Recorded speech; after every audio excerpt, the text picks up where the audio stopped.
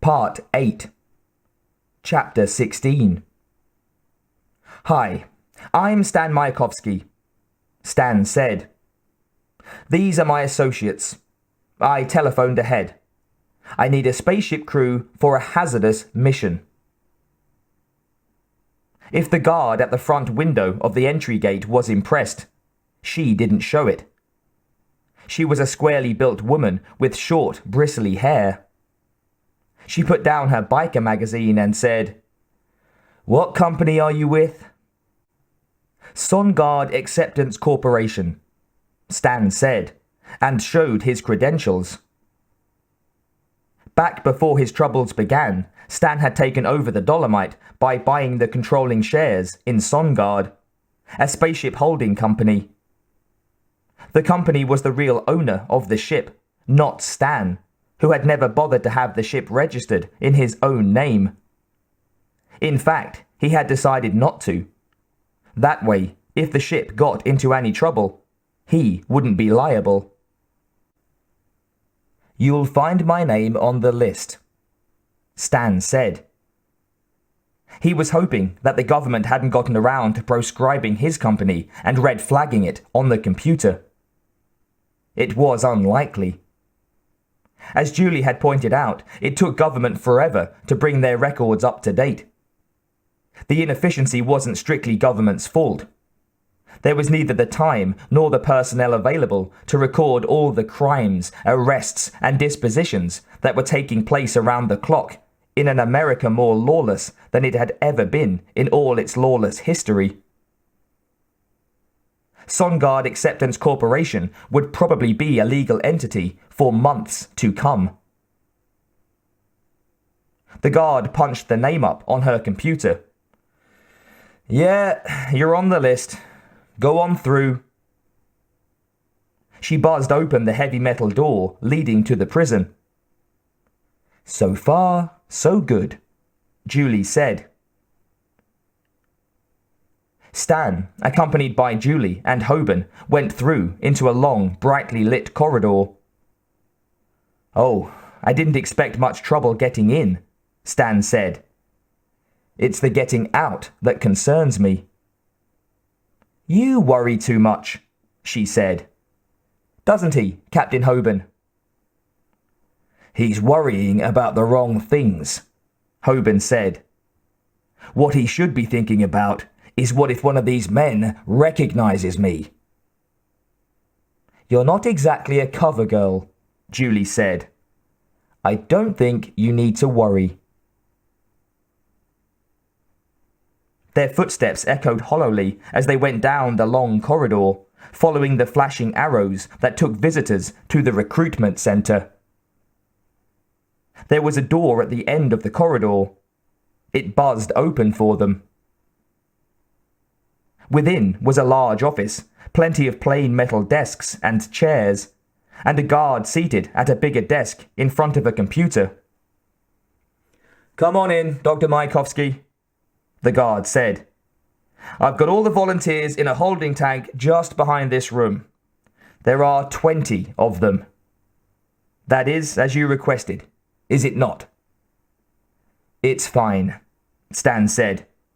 "I'd like you to meet Miss Lish, my associate, and Thomas Hoban, my captain. He'll be doing the actual selection, in my name." "As you know," the guard said, "we have already made the pre-selection for you, giving you the top 20 men on our Alpha list. You may reject any of them, and you do not have to give a reason. If you're ready, I'll have the people sent in." Stan nodded. The guard pressed a button. A panel slid up smoothly in the steel wall. There was a sound of moving feet, and then the prisoners came marching out in single file. Following the guard's commands, they formed a line across the room, stopped, and turned to face Stan and his party. Captain Hoban walked up to the men. He paced up and down the line, peering into their faces. He came to one, hesitated, stopped, and stared.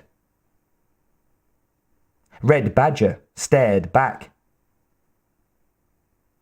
Hoban said, "Do I know you? Have we ever met?" "I don't think so, sir," Red Badger said. "But of course, I've got a lousy memory." Hoban kept on staring at him. Badger said, "I'm a good spaceman, sir. I just want to get a chance to rehabilitate myself." Hoban pursed his lips, frowned, and then turned away. "Anything wrong, Mr. Hoban?" Stan asked. "No, everything is fine," Hoban said. "Do the men look all right to you?" "Yes, they look fine." Stan could see that something was bothering Hoban, but now was obviously not the time to ask him about it. Maybe, he thought, the captain was just nervous. Stan turned to the guard. "I'll accept this lot. I'm posting money to send them out to their ship." "Okay with me," the guard said. "And what ship is that?" "The Dolomite," Stan said, and waited. The guard bent down over the computer. "How do you spell it?" she asked, and Stan knew everything was going to be all right. Chapter 17. They were transporting the prisoners to Facility 12, where they would take the shuttle to the Dolomite, their new ship. Hoban was thinking, "Damn it, I know I've seen that man before. He knew who I was, I'm sure of it. So why did I pick him? Because I could tell from his look, if I didn't take him, he was going to tell everyone who I was. It's not just my imagination. I knew what that bastard was going to do. I should never have gotten myself into this in the first place." Unexpectedly, Hoban found himself regretting his decision to go in with Stan. Some people might have thought it was crazy, but people just didn't understand. He was grateful for this chance to redeem himself, to get back on top, to prove himself a winner. But another side of his character knew himself for a loser, and just wanted a soft place to lie down. Funny to think of Jersey City as a soft place, but it was. Somehow he always got fed, always had a roof over his head. And best of all, nobody expected anything of him. He could relax, take a drink or two, take a lot of drinks. He knew that wasn't how he ought to feel. It was like there was a couple of Hobans, and at least one of them was working actively to undermine him. He tried to remind himself that good things lay ahead. He'd soon be piloting his own ship again.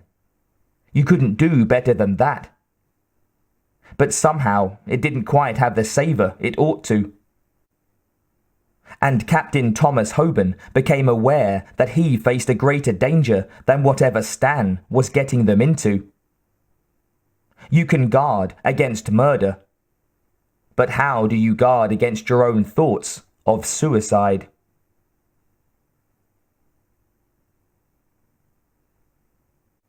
Chapter 18. There was one way to get aboard a spaceship without having to produce a pass or wait for a computer check. You could go aboard as part of a tour party. It was Julie's idea. They waited a few hours to give the authorities enough time to deliver the prisoners to the Dolomite. Then they came to the Staten Island launch site. All ships picked up extra income by letting sightseeing parties aboard while they were in port, lifting them up to the ship's orbit in a chemical launching craft. Touring the spaceships was a popular entertainment, as in bygone years people had gone into New York Harbor to visit battleships when the fleet was in. Spaceships were still novel enough that people paid just to walk aboard one. With the passengers aboard, the little craft lifted lightly and soon was high above Jersey City. Julie looked through a viewport and saw the earth below, looking like a swirly blue-white basketball. Passengers ate hot dogs and talked with each other until the lander arrived at the Dolomite's geosynchronous orbit and locked onto one of the ship's entry ports. Hoban, with Stan and Julie, came aboard the Dolomite with a group of 8 other people, just a few of the hundreds who came up here every day from the Staten Island spaceport. Accompanying them was a guide. He was giving his standard spiel about thruster jets and diosynchronous interrupter-type impellers and standard warp capacities. "Right this way, folks," the tour guide was saying. He was a large man with pale blonde hair and wore a white vest with lavender polka dots under a crimson blazer. "Right this way you'll find the refreshment stand and just beyond it the souvenir booth. They carry official ship's souvenirs. Folks, these items are not sold in stores in the city. You can only get them here. There's a hall of diorama views of approaches to various planets. There's even a snack bar featuring delicacies from this world and many others. Right this way." The guide broke off his spiel when he noticed something unusual happening. "Excuse me, you people there." He was talking to 3 people, 2 men and a woman, who had moved in the opposite direction from the crowd and now were about to open a door marked "No admittance except to authorized personnel" in 5 different languages. "Did you mean us?" one of the men said. He was short and plump and wore glasses. The woman beside him was a handsome creature, slim and with magnificent chestnut red hair. She was beautiful, even with the livid scar that ran down one cheek. The other man, somewhat older than the first 2, looked dazed. "Yes, you," the guide said. "Can't you read the sign on the door?" "Of course we can," Stan replied. "It doesn't pertain to us." "You're not trying to tell me your ship's crew?" "Certainly not," Stan said. "I'm the new owner." "Impossible. I would have been told." "I'm telling you right now. We're going aboard." Stan pushed at the door. The guide moved to stop him, then stopped abruptly when he felt a hand on his shoulder. The young woman had seized him, and she had a grip of steel. "Madam, unhand me," the guide said, trying to make a joke out of it, because people from the tour were staring. He tried to shake free, but Julie's fingers didn't budge. "I'll be happy to let you go," she said. "Just don't interfere with the new owner." "I have no proof that he's the new owner," the guide said. Julie shrugged.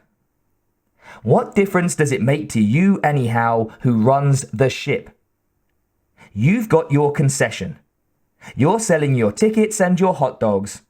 You're doing all right." The guide considered. He didn't want any trouble. Life was hard enough. Why stir up trouble with people who were probably nutcases? The woman with the strong hands was right. What difference did it make to him? "Fine, do whatever you want," he said, stepping back as Julie released his shoulder. Stan pushed open the door that led into the Dolomite proper. As it opened, an alarm went off deep inside the ship. The lights in the corridor behind the door began to flash. There was a sound of heavy running feet, and then 2 men in brown security guard uniforms came hurrying up with carbines at port arms. "What's going on?" one of the guards asked. "Halt! You people! No one is allowed here." "We're authorized personnel," Stan said.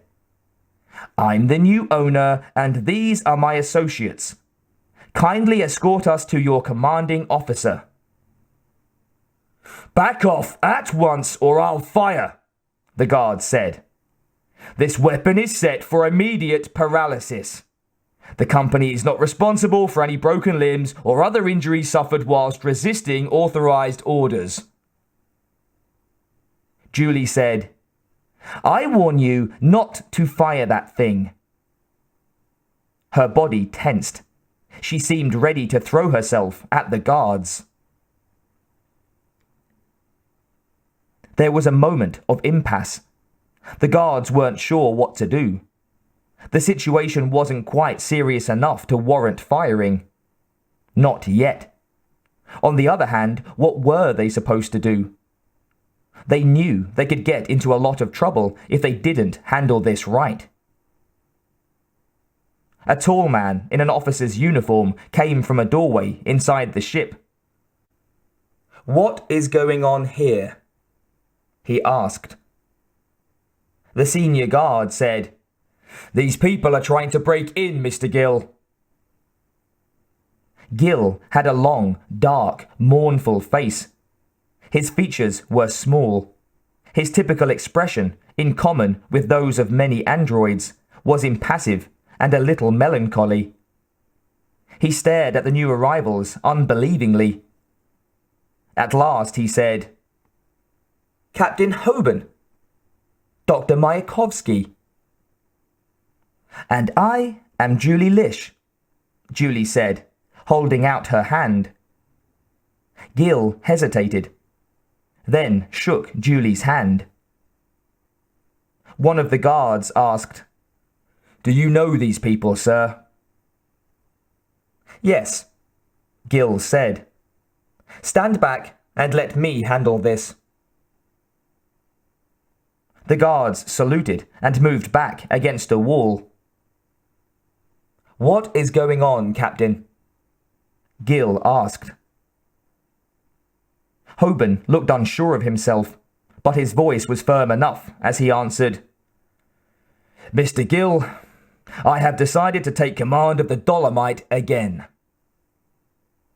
"But, sir," Gill protested, "a duly appointed court stripped you of this command and gave it to me to hold until the new captain arrives." "They had no right to relieve me of command," Hoban said. "Are you sure of that, sir?" "Of course I'm sure. And I am taking over the ship again, pending a formal hearing." "Perhaps you have that right, sir. I wouldn't know. But meantime, there is a legal decision against you, and, to the best of my knowledge, that has not been rescinded." Hoban looked confused. Stan put in, "We are going to appeal that ruling. A higher court can be counted on to reverse the decision." "I sincerely hope so, sir. But, in the meantime..." "In the meantime," Hoban interrupted, showing a firmness that Stan had not been sure he possessed, "things return to where they were before. I will retain command of this ship until the higher court rules." "Unfortunately, sir, I am bound by the lower court's decree." "Your first loyalty," Hoban said, "is to me." Gill looked doubtful. "That is not how my orders read, sir." "Hang your orders!" Hoban cried. "I am giving you a direct command." Gill looked puzzled. worried. My orders are to fire on you or anyone else who tries to board this ship. I don't believe you'll do that, Gil. Hoban started to walk towards the entry leading to the interior of the ship. Guards! Gil called sharply. Switch to killing mode. There was a double click as the guards switched their pulse rifles to killing mode. Hoban smiled with a confidence he didn't feel and walked towards the entry. Gil cried, Stop! Stan and Julie fell into step beside Hoban, who continued to advance. Gil stared at them. There was something like despair on his face. He said, I must do what I must. And what is that, Gil? Stan asked him. Gil said, Guards! The guards snapped to attention. Meet your new commander. The guards saluted Hoban, who returned their salute. Now, turn off your weapons. Another double click. And attend to the incoming crew. They should be arriving any minute. Then, you are dismissed. Yes, sir. Both guards saluted, turned on their heels, and marched off. Welcome aboard, Commander, Gil said. Thank you, Gil, Hoban said. I knew I could count on your loyalty. It's my conditioning that turned things your way, sir, Gil said. I could not fire on you, nor ask the guards to do so. After our many tours of duty together, you and I have developed too many bonds. But I still think what you are doing is illegal. I know you feel that way, Hoban said. You may leave when the guards return to Earth, and no hard feelings. He held out his hand. Gil looked at it for a moment, then shook it. If you don't mind, sir, I'd like to come along. But why, if you think this is illegal? I don't care if it's illegal or not, Gil said. I was just stating a fact. Since I couldn't fire on you, my conditioning in favor of government authority is cancelled. I'm your man again, Captain, if you'll have me. It's likely to be dangerous, Hoban said. That is a matter of indifference to me. Then I'll be pleased to have you, Mr. Gil. Captain Hoban smiled. If you two are finished waltzing, Julie said sarcastically, do you think we could get on with it? They accompanied Gil into the ship and to the control room.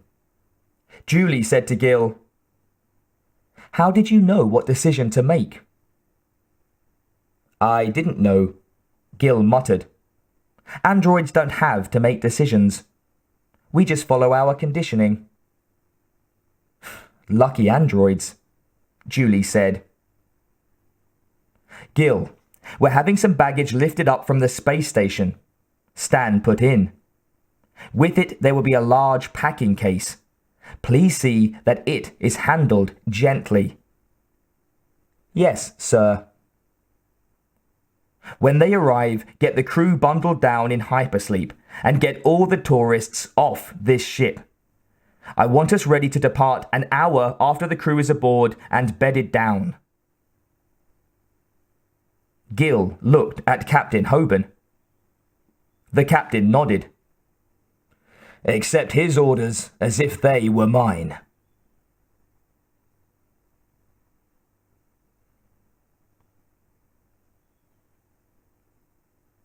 The volunteers for the voyage of the Dolomite marched in single file under the watchful eyes of armed guards. They left the olive-drab prison lander and marched into the short connecting tube that led into the ship proper. As soon as they were aboard, they all burst into a cheer. The guards gave them hard looks, but put away their weapons and returned to the lander, accompanied by the 2 guards from the Dolomite. Their job was to see that the prisoners got aboard the ship. Once aboard, they were no longer prisoners, though not quite free men either. The arrangement was that they'd report to the proper authorities after returning from their voyage, and show their good conduct papers signed by the captain, and receive either a commutation of their sentence or a complete amnesty. In practice, many of them never bothered to return, and their names went out on a wanted list, to which the authorities gave only minor attention. There were always plenty of new criminals to deal with. No one had any time for the older ones. They followed the signs that had been set up to guide them to their quarters, but Walter Glint, a short, dark-haired, barrel-chested man from Natchez, who was Badger's closest friend aboard, noticed that Red Badger wasn't even bothering to look where he was going. "Hey Red, you been on this ship before?" "You bet I have," Red Badger said. "I know her layout like the back of my hand." "How come you never said anything about it when that Hoban guy asked if you'd met before?" Badger shrugged. "If he didn't remember, I wasn't going to remind him. It was a pretty bad time for him. I'll tell you about it later." They went into the crew's quarters. There was plenty of room. The Dolomite normally carried a crew of 35, but Hoban had it pared down to the bare minimum after consulting with Stan. There was no trouble finding berths. Badger and Glint claimed their own corner and were joined by their best friends from the federal facility. One of these, Connie Mindanao, was a diminutive woman, brown-skinned and black-haired and fierce-looking, her features showing evidence of her mixed ancestry. She was the unlikely combination of a Moro from the Philippines and a Mohawk from New York's Iroquois Confederation. The only thing the two peoples had in common was a history of headhunting.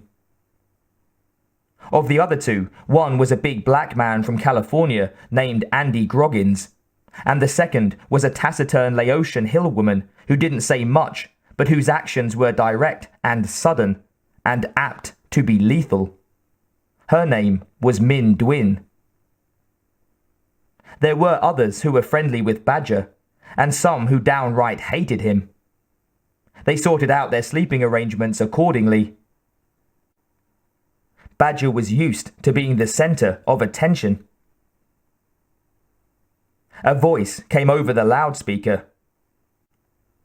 "All crew, put away your gear and strip for hypersleep. Everybody must be on his acceleration couch in 5 minutes. Badger called out. "What's our destination?" His voice was picked up by a wall monitor. "There'll be a full briefing immediately upon your awakening," the loudspeaker replied. "How long are we going to sleep this time?" Badger asked. "That information will be fed into the hypersleep machinery. No more questions, people. Get ready." Connie Mindanao said, "What are they trying to pull on us? I don't know if I'm going to stand still for this." She looked at Badger. "What do you think, Red?" "Relax," Badger told her. "Nothing much we can do about it now. The ship's sealed, and anyhow, the guards are still outside. We've got no chance of making a run for it." They all settled down onto their hypersleep couches. The lights dimmed.